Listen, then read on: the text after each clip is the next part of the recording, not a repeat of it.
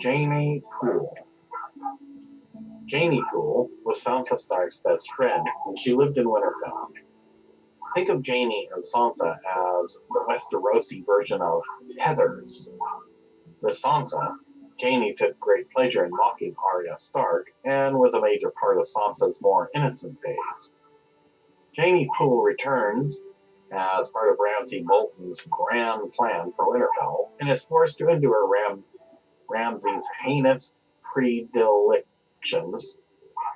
Janie Poole's fate is not a happy one, but it is one that television fans will not be forced to endure. Unfortunately, Janie Poole is the daughter of the steward of Winterfell, Euron Poole. She is the best friend of Sansa Stark. In appearance, Janie is described as very pretty. She has brown eyes and dark hair. Recent events. A Game of Thrones. During a needlework session with Princess Myrcella Baratheon, Janie claims that Sansa has caught the eye of Prince Joffrey Baratheon, which leads to a discussion that upsets Arya Stark. Janie accompanies her father to King's Landing when Lord Eddard Stark is named Hand of the King. During the hand's turning, Janie declares that she will marry Lord Beric Dondarrion when she first sees him. Sometime later, she watches young Sir Huff die and has to be escorted away by Septa Morgaine to regain her composure. Janie survives the massacre of Eddard's household following his arrest for treason, and she is confined by Sir Boros Blount of the King's Guard in a room with Sansa Stark. Janie's father, Van Poole, died in the massacre, and she is given over to Peter Baelish, who says he will find a place for her. A Storm of Swords. When Jaime Lannister says farewell to Steelshanks Walton, there is a northern girl present who claims to be Arya Stark, although Jaime does not recognize her. In case Brienne has the idea of rescuing the girl, Jaime tells Brienne that the girl is not Arya Stark, but some northern girl his father, Tywin Lannister, found.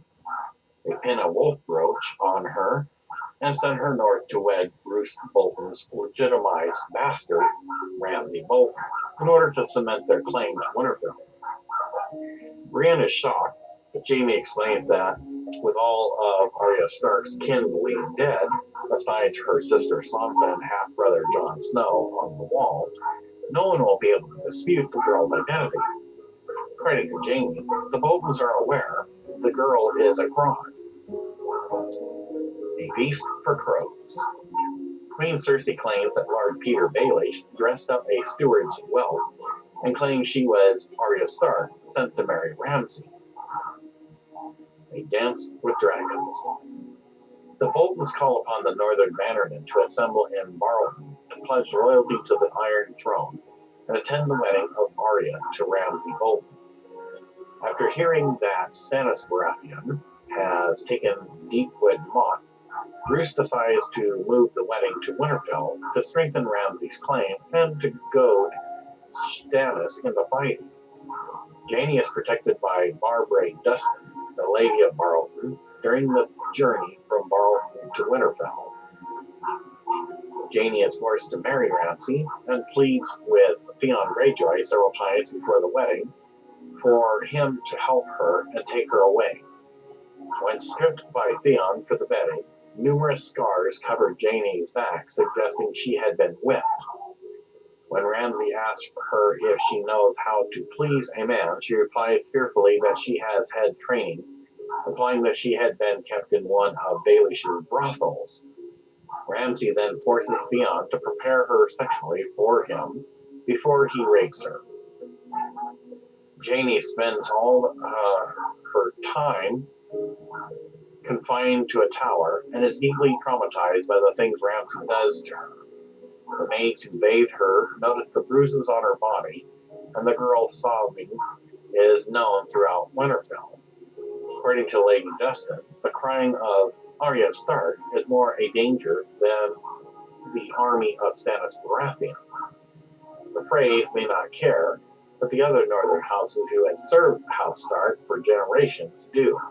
The morale is being damaged from hearing the cries of Eddard Stark's daughter, quote unquote. A rescue attempt is launched by Mance Rayder, who was sent south by Jon Snow to rescue Arya Stark. Mance, under the alias Abel, brings 6 spearwives with him who are disguised as maids. They convince Euron Gryejoy to help them. As they are escaping, Jaime screams when one of the Bolton men is killed by Frenya, alerts the guards. Jaime and Theon reach the top of the wall to realize that the rope has been left with one of the spearwives down below. Under attack by guards shooting arrows, Theon grabs Jaime and jumps from the battlements. Theon lands on top of Jaime and breaks some of her ribs. Jaime and Theon are discovered by Morse Umber and brought to the main camp of Stannis Baratheon. The Winds of Winter. After discovering Theon and Jaime, Morse Umber asks her questions about Winterfell to confirm her identity, such as the names of servants, including the cook and the smith. Having lived at Winterfell, Jaime is able to answer these questions to Morse's satisfaction. Theon whispers to Jaime on their trek to Stannis' camp that she must still pretend to be Arya, otherwise she will be nothing to them but a whore. The tip of her nose becomes black from frostbite en route, and she will most likely lose a bit of her nose because of it. Stannis decides to send Arya to the Wall to reunite with her brother Jon Snow, with an escort of 6 men, the banker Tycho Nescaris and Sir Justin Mason. Quotes, "I was never beautiful like Sansa, but they all said I was pretty." Jaime fooled to Theon Greyjoy. Jaime, it rhymes with pain. Thoughts of Theon Greyjoy. What was it the girl had said before the gods were? They all said that I was pretty. She was not pretty now. He could see a spiderweb of faint, thin lines across her back where someone had whipped her. Thoughts of Theon Greyjoy.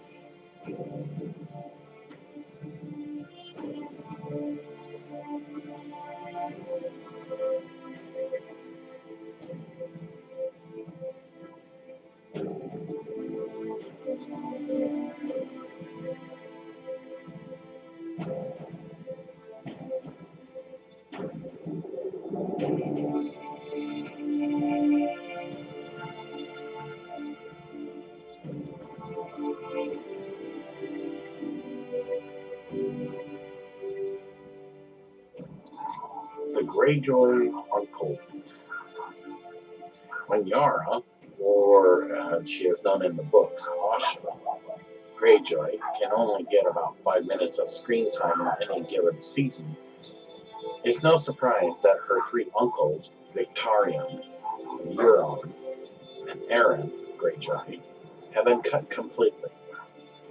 In the books, they're part of a massive power struggle that takes place in the Iron Islands and has begun to bleed outward to other territories.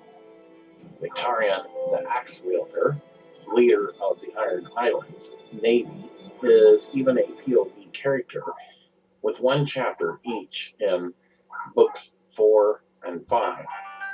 Euron is the series' resident pirate, and Aeron is a religious fanatic who worships the drowned god. Euron Greyjoy, known as Crow's Eye, and Euron Crow's Eye, is a member of House Greyjoy and is the eldest of Lord Balon Greyjoy's younger brothers. In the television adaptation of Game of Thrones, he is portrayed by Pylo Asbank. Euron is captain of the Silence, a ship crewed entirely by mutes whose tongues he ripped out. Euron's personal coat of arms is a red eye with a black pupil beneath a black iron crown, supported by two crows. Appearance and character. Euron is pale and handsome, with black hair and a dark beard. He wears a patch over his left eye and is nicknamed Crow's Eye. According to Euron's nephew, Euron Greyjoy, the patch conceals a black eye shining with malice. His right eye is as blue as summer sky and is regarded as his smiling. In addition, his lips are a pale blue due to his propensity to drink shade of green. Euron is a wildly unpredictable man, known for his delight in playing vicious mind games and waging psychological warfare on anyone around him. He is hated by his brothers for this reason. A skilled warrior and manipulator, Euron is cunning, shrewd, and ruthless. Despite his dangerous, mercurial nature, Euron has little trouble in drawing men to his service, especially freaks and fools. While most Ironborn captains keep the lion's share of plunder, Euron takes almost nothing for himself. In history, Euron and his two brothers, Balon and Victarion, convinced their father, Lord Quellan Greyjoy, to join Robert's rebellion. They raided the Breach late in the war. After Quellan was killed in a battle at the Mandarin, however, the new Lord Balon returned to the Iron Islands with his younger brothers. At the outset of Greyjoy's rebellion, Euron concocted a plan to sail into Lannisport and burn the Lannister fleet at anchor. The Iron Fleet, commanded by Euron's brother Victarion, followed the plan and successfully destroyed the Westlord's naval force. Sometime after the war, in 297 AC, Euron was sent away from the Iron Islands by Lord Balon as punishment for seducing or raping Victarion's salt wife. He was warned never to return while Balon was alive. Victarion wanted to kill Euron, and would have if not for the taboo against kinslaying. Euron has several bastard children, but does not have any regard for any of them. One such boy is 10 years old, with woolly hair and skin the color of light. Since Euron's banishment, the Silence has sailed, pillaged, and raped all over the known world. Euron boasts to have traveled to Asai and even sailed the Smoking Sea and walked the smoking ruins of Bolvaria. Euron also claims to have owned a dragon egg, which a nearish wizard was unable to hatch. The Crow's Eye alleges he tossed the egg into the sea during one of his foul moves. Recent events. A clash of kings. Having returned to Pike, Euron Greyjoy notes that his uncle Euron's ship, Silence, is not in the fleet gathered at the Lord's Port. A storm of swords. News comes to Robb Stark, king in the north, via the captain of the Miraham, that Euron Greyjoy, king of the Isles and the north, fell to his death from pike. Euron returned to Lord's Port to claim the Seastone chair. Lord Sylvain Bottom objected to his claim, however, so Euron had him drowned in a cask of seawater. A feast for crows. Aeron Greyjoy is informed that his brother Euron returned to the Iron Islands the day after Balon's death. The timing of his return is questioned by some. Euron brags to the Ironborn to have grieved all over the world during his exile, including a trip to the feared ruins of Valyria. According to a semi-canon source, he captured and holds hostage 4 warlocks of Qarth, including Pyet Kree, who seizes their dragon horn. At the Kingsmoot at Old Wick, called by Aeron, Euron promises to conquer all of Westeros for the Ironborn using dragons, which he claims he can bind to his will with the dragon horn. Although Aeron considered Euron to be a godless man, he is elected king, investing his niece, Asha, Victarion, and other contenders. Euron has Lord Baelor Blackpride killed when the man refuses to accept him as his king, taking Baelor's sable club as a trophy. Euron begins raids upon the Reach, intending to sell captives into slavery in Essos. After the taking of the shields, Euron holds a victory feast in Oakenshield Castle, with the tied and gagged Lord Humphrey Hewitt seated next to him. The Crow's Eye forces Humphrey's daughters and granddaughters to serve food and drink to the victorious Ironborn. Euron takes Humphrey's bastard daughter, Falia Flowers, as a bedmate, and under her suggestion commands the noble-born ladies to strip and serve his men naked. Euron weakens possible rivals by giving lands and titles to key followers of theirs. However, he fails to move the Ironborn beyond raiding, as they are reluctant to embark on a dangerous journey in search of dragons after Lord Roderick Harlaw points out all the hazards of such an endeavor. Euron sends Victarion and the Iron Fleet to find Daenerys Targaryen, court her in his name, and bring her and her dragons to Westeros. A Dance with Dragons. Euron styles himself King of the Isles and the North. He gives Victarion the dragon horn to take with him to Meereen. Victarion again remembers that Euron's gifts are poisoned when he hears the Red Priest Makaro state that those who blow the horn die. Euron has his mutes capture Aeron Damphair after the Kingsmoot. He forces Aeron to drink Shade of the Evening, and the Damphair has visions of his first Euron on a throne of skulls, and later Euron as a kraken-like figure with tentacles on the Iron Throne, with a woman by his side. Euron admits to causing the deaths of Harlond, Robin, and Balon, making him a kinslayer. He also admits he expects the followers, to which he granted the Shield Islands, to fail to hold them, thus ridding himself of potential enemies. Prior to sailing against the Red Wine Fleet and the ships of House Hightower, Aeron sees Euron clad in Valyrian steel armor. Euron has Aeron and Falia pregnant, but tongueless, bound to the prow of Silence. Euron also orders his captains to bind the priests and septons he has kidnapped to the prows of their respective ships. Quotes by Euron. Godless? Why, Aeron, I am the godliest man ever to raise sail. You serve one god, Damphair, but I have served 10,000. From Ib to Asai, when men see my sails, they pray. Euron to Aeron Greyjoy. We are the Ironborn, and once we were conquerors. Our writ ran everywhere, the sound of the waves was heard. My brother would have been content with the cold and dismal north, my niece with even less.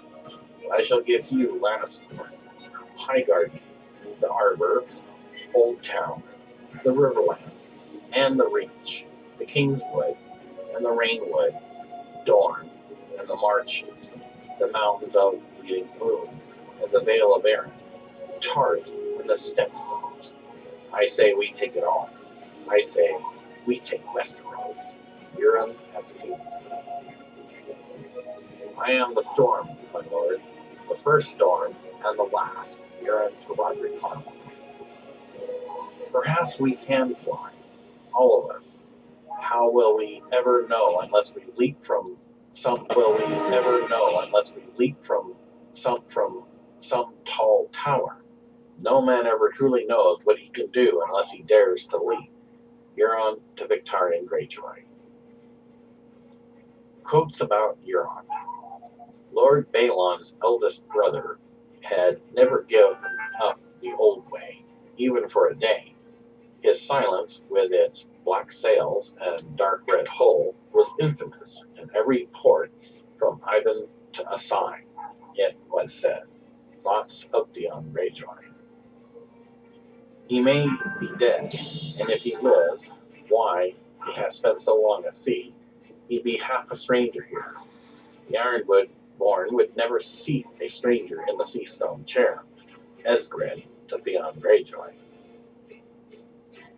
Euron Greyjoy is no man's notion of a king, if half of what Theon said of him was true. Robb Stark to his bannerman. Christopher to Asha. The Crow's Eye brought back monsters from the east. I and wizards too. Asha responds. Nuncle always had a fondness for freaks and fools. My father used to fight with him about it. Let the wizards call upon their god. The Damphair will call on ours, and drown them. Christopher Botley and Asha Greyjoy. Balon was mad. Aeron is madder, and Euron is the maddest of them all. Baelor Blacktie to Victarion Greyjoy. Euron's gifts are poison. Thoughts of Victarion Greyjoy. Tell the Crow's Eye he's afraid of kinslaying, and he'll murder one of his own sons just to prove you wrong. Asha Greyjoy to Christopher Botley. Makaro to Tyrion. Others seek Daenerys too. Tyrion responds, have you seen these others in your fires? Makaro responds, only their shadows. One most of all, a tall and twisted thing with one black eye and 10 long arms sailing on a sea of blood. Makaro and Tyrion Lannister.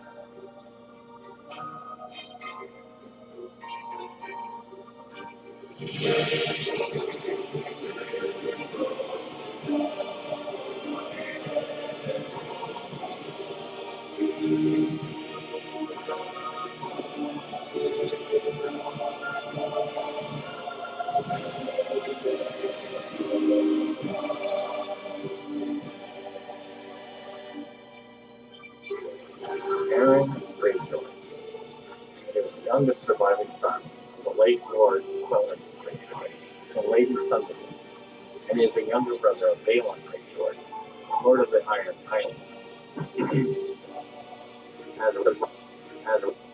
As a result of a near-death experience during Greyjoy's rebellion, Aeron became a priest of the drowned god and is now called the Damphair because of his wet hair.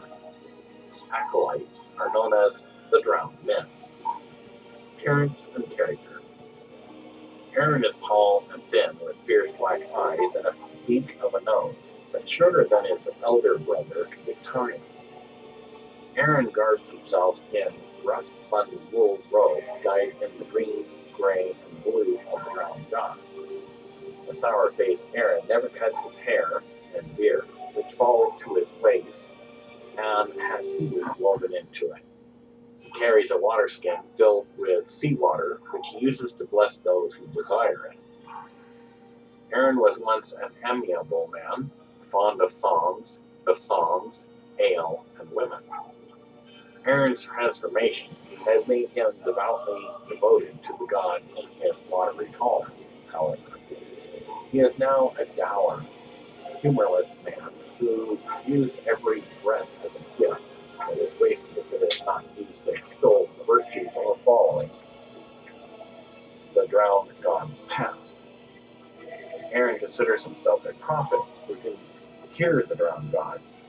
He attributes discord in the Iron Islands to the hated storm god. Aeron sometimes swallows salt water to strengthen his faith.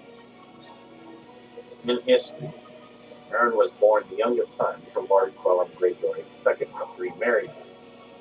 6 and 10, he called himself a man. In truth, he had been a rival drunk who would sing, dance, play pipes, juggle, and ride horses. He drank much and claimed no man could piss longer or farther than him. He once wagered his ship against a flock of goats that he could douse a hearth fire by urinating on it, and subsequently outraged his brother Lord Balon by naming the ship Golden Storm. Piss ship, okay. Why would you name a ship after piss water? During Greyjoy's rebellion, Aeron joined his brothers Victorian and Euron in raiding the coasts. Aeron nearly drowned when Golden Storm was sunk by the war galley Fury during the sea battle off Fair Isle. When the Ironborn fleet was caught in a trap set by the master of ships, Lord Stannis Baratheon. Aeron was initially believed to be lost at sea, but he washed ashore and was discovered by local fishermen who led him to Lannisport in chains. Aeron spent the rest of the rebellion as a prisoner of the Lannisters, but he was later returned to the Iron Islands. Aeron spent his time as a captive holding piss contests with lions, boars, and chickens. An unknown amount of time after Greyjoy's rebellion, Aeron went down in a storm but washed up ashore safely and unharmed. Due to his near-death experience, he underwent a spiritual reawakening and dedicated himself to the worship of the drowned god. He became hard, humorless, and ascetic, living as a hermit on the beach, spreading the word of their god. He became known primarily by his new name, Damphair. The acolytes serving under Aeron, called Drowned Men, do Aeron's bidding without question, and he is greatly respected by the Ironborn in general. He has never failed to resuscitate any of his followers with a kiss of life. Aeron fears his brother Euron for reasons that are not made clear. He has recurring memories and nightmares of a door with screeching hinges, which he associates with Euron. Aeron is still afflicted with guilt over the death of another brother, Euron, who died from the infection of a wound that occurred while he and Aeron performed a finger dance, a traditional axe-juggling game among the Ironborn. Recent events: A Clash of Kings. In the early phases of the War of the Five Kings, Robb Stark, King of the North, sends his friend Euron Gryejoy back to the Iron Islands to negotiate an alliance with Euron's father, Euron Gryejoy, Lord of the Iron Islands. Aeron Damphair, Aeron's brother, is sent to bring Theon from Lord's Court to Pike. Since Theon has been living for years with the Starks of Winterfell, who worship the old god, Aeron blesses Theon with seawater. Balon declines Robb's alliance offer, however, and Aeron attends Balon's war council regarding an offensive against the North. Aeron and Dagmar accompany Theon during the harrying of the Stony Shore, and the Damphair blesses Theon's new longships, Sea Bitch. The Iron men take Benfred Talhart prisoner when they ambush his wild hares. When Benfred refuses to answer questions Aeron and Theon put to him, Aeron commands that the prisoner be sacrificed to the drowned god. Theon decides to attack Tarhan Square in Winterfell with a crew of Sea Bitch and Dagmar's Foam Drinker, granting the 6 remaining ships to Aeron for future raiding. Feast for Crows. After finishing the reading, Aeron returns to his normal priestly duties in the Iron Islands. Within the Sea Tower of Pike, Aeron informs Balon of the defeat of his last son, Theon, at Winterfell. Aeron opposes Balon's intention to be succeeded by his daughter, Asha. While reviving Aemon on the shores of Great White, Aeron learns from the Spar and Gorman, good brother, that Balon, his oldest brother, has fallen to his death from Pike. At Hammerhorn, he is told by Maester Euron that another older brother, the despised Euron, has claimed the Seastone chair. After preaching at villages and holdfasts on Great White, Aeron rests in a driftwood shelter made by his drowned men in Pebbleton, and rejects their call for him to claim the Seastone chair. Fearing that Euron's crow's eye will be the ruin of Ironwood, Aeron blesses Lord Meldred Merlin and calls for a king's move on Old Wick to choose Balon's replacement. The Ironborn captains answer Aeron's summons, and most of the Iron Fleet return from the Fever River. On the shores of Nagas Cradle, Aeron blesses praise with his preferred candidates, his third brother, Victarion, whom he knows will continue Balon's traditional ways. While the captains feast and drink, Aeron consumes only fish and water, and he departs when Euron ridicules his piety. The Damphair begins the King's Group's proceedings and listens to the claims of Lord Gilbert Fairwind, Eric Ironmaker, Lord Dunstan Drum, Victarion, and Asha. He is shocked when the captain impressed with Euron's dragon horns and bold claims instead choose the Crow's Eye as Balon's successor. Aeron asks Victarion to aid him in opposing Euron. The obedient Victarion submits to the new king. The Damphair announces plans to try to rouse the small folk of the Iron Islands against the godless Euron, and he disappears the next day. Euron and Victarion lead the Ironborn in attacking the Reach. Dance with Dragons. Aeron's niece, Asha Greyjoy, tells Christopher Botley that no one has seen the Damphair since the King's Move. His drowned men claim that he is hiding on Great White and will soon come forth and call down the wrath of the drowned god on Euron, Crow's Eye, and his minions.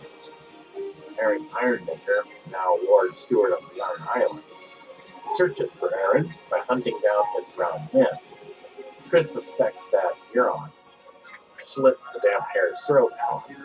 The Winds of Winter. Aeron is revealed to have been captured after the Kingswood by Euron's muse and chained up in the hold of the Silence. Euron forces him to drink the shade of the evening, and Aeron has numerous nightmarish visions.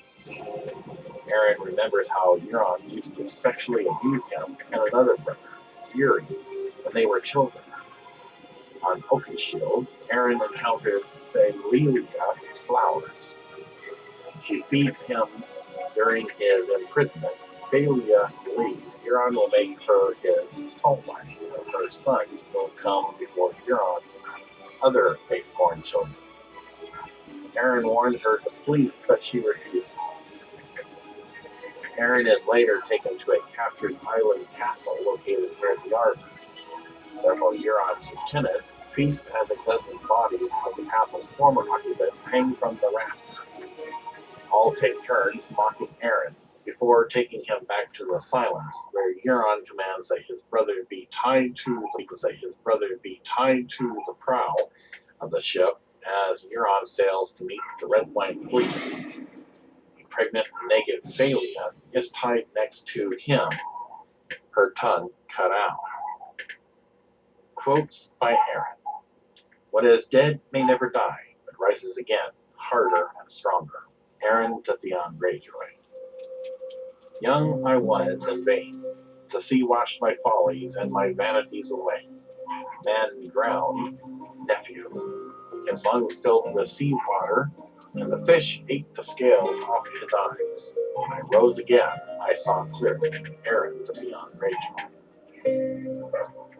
Balin to Aeron and Victarion. The lords are gone south with the pup. Those who remain behind are the cravens, old men, and green boys. They will yield or fall, one by one. Winterfell may defy us for a year, but what of it? The rest shall be ours, forest and field and hall. We shall make the both our thralls and salt mines. Aeron responds, and the waters of wrath will rise high, and the drowned god will spread his dominion across the great lands. To which Victarion responds, what is dead can never die. Euron Greyjoy, Aeron Victarion. Aeron Greyjoy was a prophet, not suffer pretty lords ordering him about like some thrall, thoughts of Aeron. The sound of the door opening, the scream of a rusted iron hinge. Euron has come again, never back. The god took me deep beneath the waves and drowned the worthless thing I was. He cast me forth again, and gave me eyes to see, ears to hear, and a voice to spread his word, that I might be his prophet, and teach his truth to those who have forgotten. I was not made to sit upon the sea stone chair, no more than Euron Crow's eye. For I have heard to God, he says, no godless man may sit in my sea stone chair, Aeron to his drowned men. I was reborn from the sea, a harder man and stronger, thoughts of Aeron. I have my voice, and the God is with me. Mine is the strength of the sea, a strength the crow's eye cannot hope to withstand. The waves may break upon the mountain, yet still they come, wave upon wave. In the end, only pebbles remain where once the mountain stood. Soon even the pebbles are swept away. We drown beneath the sea for all eternity. Aeron, Euron Greyjoy.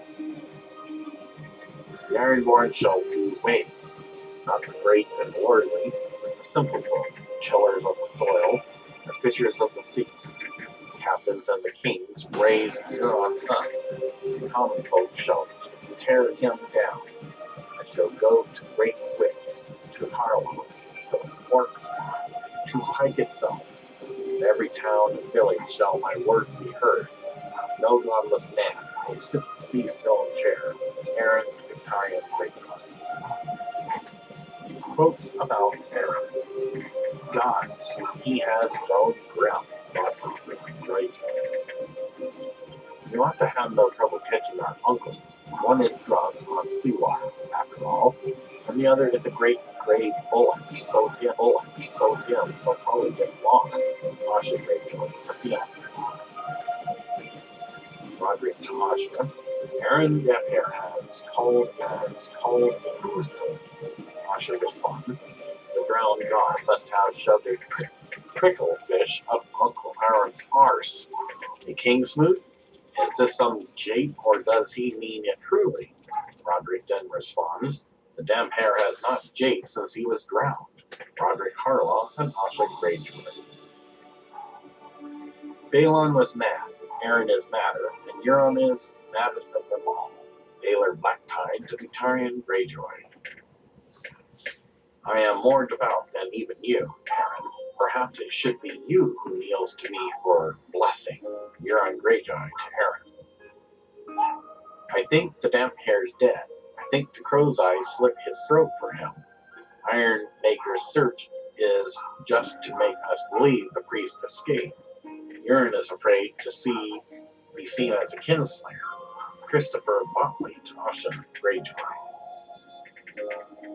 As a side note, in order for this to work for him to have only one eye, either his eye is split out, or he would actually show one blue, one black eye.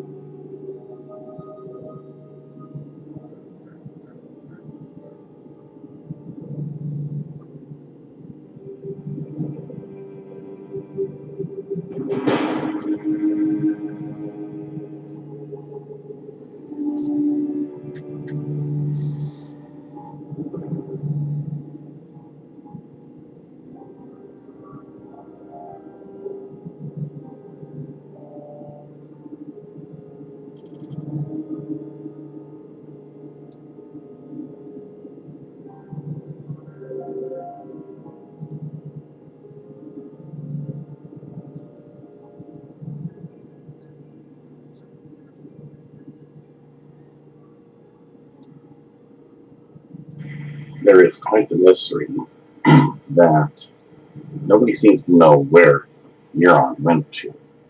He doesn't make his appearance again until somewhere about season 6. And, according to HBO's version, he has both eyes. So perhaps at one point in time, since they never included him in the proper chapters that were to be shown, he only had one eye. Now that he has both, which comes, as we will explain here in a bit, as a gift, so he can see what comes his way for his destiny. That is, to reap his reward, as it will be prophesied. Is who or what happened to Euron? What happened to the Red Priest and the Wizards that were tied up, Aeron and Falia Flowers? This is a theory of the missing link for what possibly could have happened. As it becomes a early morning sunrise, the Iron Fleet are continuing on their way, as much as the 4 wizards are still tied up, and Aeron is still captive, along with naked Falia Flowers, who is pregnant. A mysterious fog suddenly appears. It's not like anything we've ever seen. It comes down them like a wall. It is ominous, mysterious, and haunting. It sweeps over them like that of a sandstorm. You can't see anything, not in front, not to the left, right. They can't even see their own ships in the back. Through the fog, they see these shapes, possibly of the castle or land, so they come to a full stop so they don't run aground. As the fog is letting up a little bit, they see seals.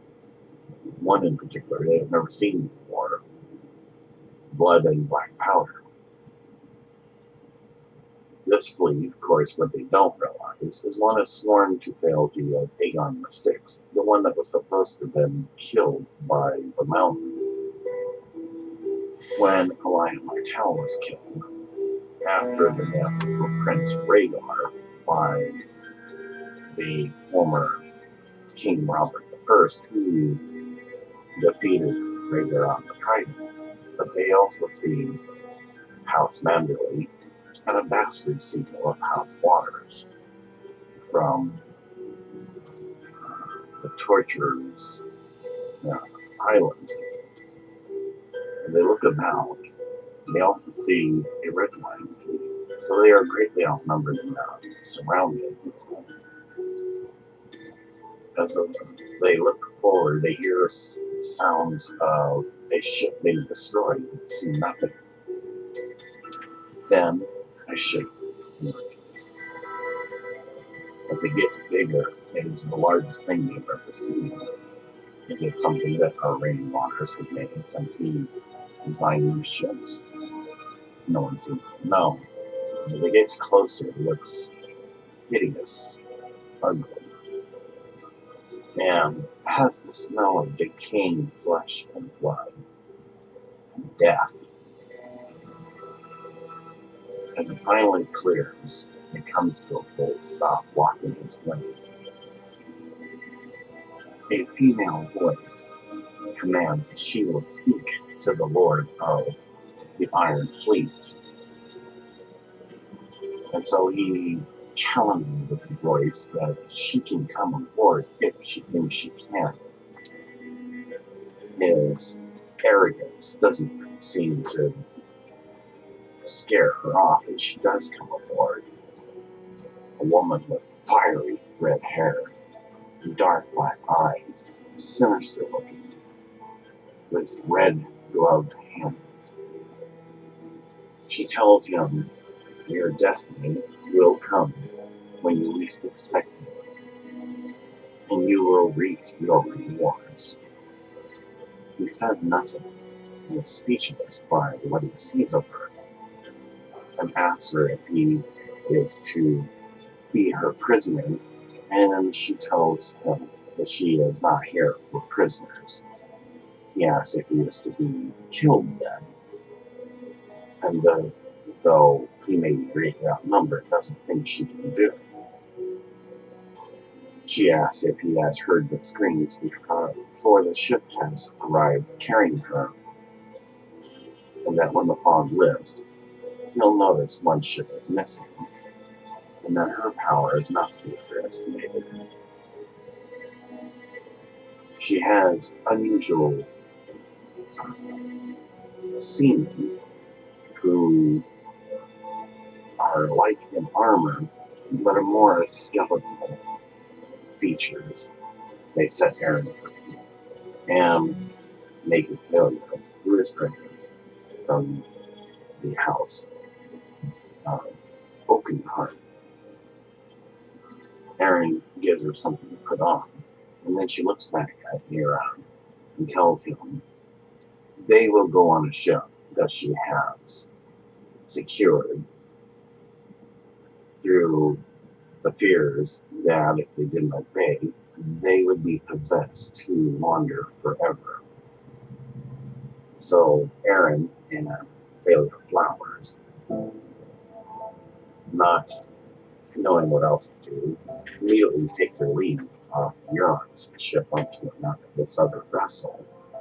And she watches as this vessel accepts them. She then looks at Euron and tells him she is here for those he has taken, though it would be most unusual because no one takes wizards without a fight, and though she commends him for such a power they may have had to do so, she cannot allow him to continue with in such a disrespectful manner to these wizards, and he will let them go. Or she will simply destroy his whole fleet now. He gives the order and tells them to let them go, and all four of the Warlock of Mysteries and Dragons, Warlock of Rolar, God of Light, Warlock of Space and Time, and the White Warlock of Valerian Secrets and Magic are all released and put onto this secure vessel. Then they finally depart this mysterious, like, ghost ship. Before she departs, she gives him a warning. Do not follow, do not attempt to attack, because he will be destroyed before he even gets to set sail again. He asks her, who do you serve if I am to be taken by one with the likes of you? She tells him that she serves one who was supposed to be dead, yet he lives, and shows a seagull, red, yellow, and orange. He asks, where is he then? If he has to hide behind you, she tells him that he is not immortal enough to sail the vessel of death and possession. So in which case then she also then turns to Red Priest and looks at him and tells him a warning. Don't even think about it. Your power cannot match mine. You may serve the god of Rolar, but mine is beyond your imagination. He takes this seriously and knows that this is something he's never seen before. Euron looks at him with a question as to why he does nothing, and he confirms only what he best can see with his own eyes, that she is not one he has any power over, and he senses this. She then tells him, you need to see what comes to you. You will get your rewards but it is not for me to interfere. When I depart, you will not need that patch any longer. He doesn't quite understand this, but allows her to depart and make sure nobody interferes. As the vessel sails away, it slowly departs, ever so lightly, into the fog. And then there's nothing but emptiness and quiet. Then the fog simply rolls back like a scroll. He takes the patch off, and amazingly, he can see. He stares the longest time, because this is for the first time he's ever been afraid of something. They don't move right away, except slowly, on the silence, and he ponders what has happened. In the meantime, the ship that was secured and is allowed to go unharmed by this mysterious ship and the woman with red fiery hair makes a stop at Oakenshield Castle. Aeron, along with Falia, goes to the castle. Falia's mother, who in a much respectful manner is made to serve the Ironborn who holds the castle in the nude, is released, and she in turn releases her husband, who fortunately wasn't killed but was only found and gagged at the time, and she gets dressed. Chantel Flowers is reunited with her 3 daughters, and all 3 of them get dressed. The other sister, Gloria Flowers, is also reunited with her daughters, and they get dressed.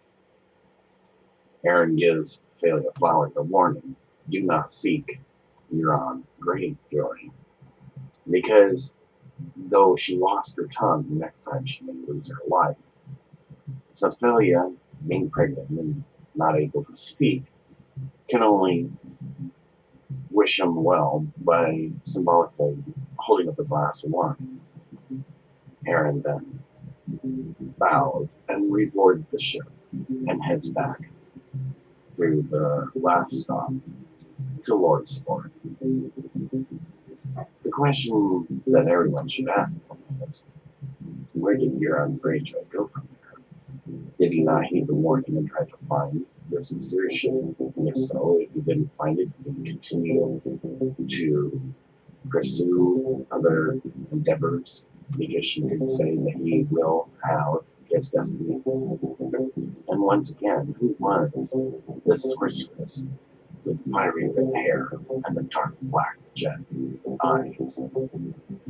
And where did this ship come from? It is a mystery that perhaps will never be unfolded.